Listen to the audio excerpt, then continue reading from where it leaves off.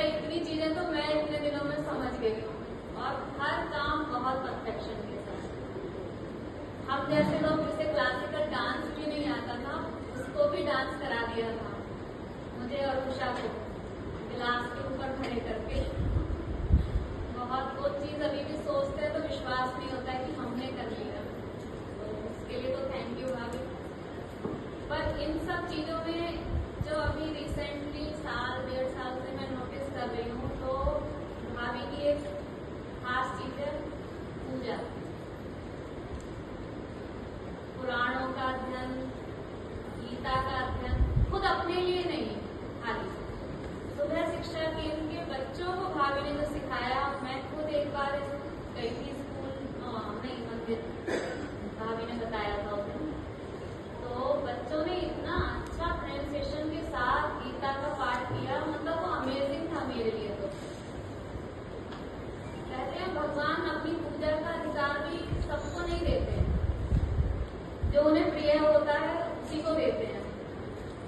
तो वो भाभी माध्यम बनी उन बच्चों के लिए, जो बच्चे शायद स्कूल भी जा रहे हैं तो शायद अपनी मर्जी से नहीं जा रहे हैं, बस जाना है इसलिए जा रहे हैं, पर वो गीता का अध्ययन कर पा रहे हैं, ये उनका कितना बड़ा सौभाग्य है, वो खुद भी नहीं जानते। तो उसके लिए तो आपको प्रणाम है भाभी। और दीदी भाभी, भाभी से पहचान तो मेरी क्लब में हुई 2007 में, जब मैं क्लब में आई तो गाने का शौक मुझे भी था, भाभी तो थी ही क्लब में उस समय। कितने ही प्रोग्राम तब से आज तक, तीज के किसी का वेलकम है, किसी की विदाई है, कभी उनके बगैर गाया ही नहीं। और अभी रिसेंटली अपनी होस्टिंग में भजन गाना था, तो क्योंकि मैं ही थी उसमें एजुकेटेड, तो गाना निकाला तो समझ नहीं आया कि कैसे गाऊं उसको।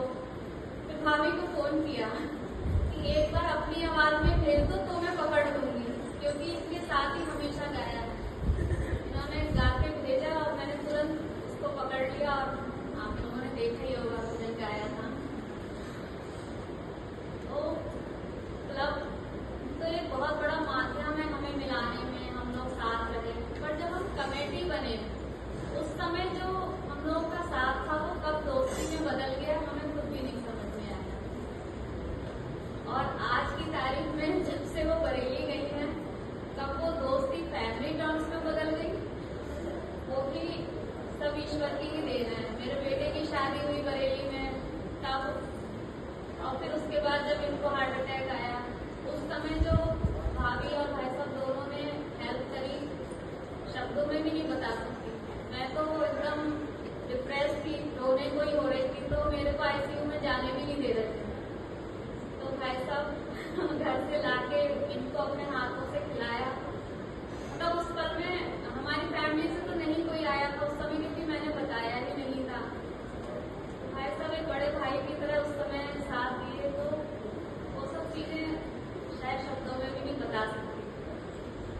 तो बस ईश्वर से तो अब एक ही प्रार्थना है, आप सब लोग जहाँ भी रहें स्वस्थ रहें और खुश रहें। 2 शब्द जरूर कहूंगी कि कहते हैं कि कोई कहीं नहीं जाता, कोई कहीं नहीं जाता, वो थोड़ा थोड़ा जरूर रह जाता है आग में, और आग में चले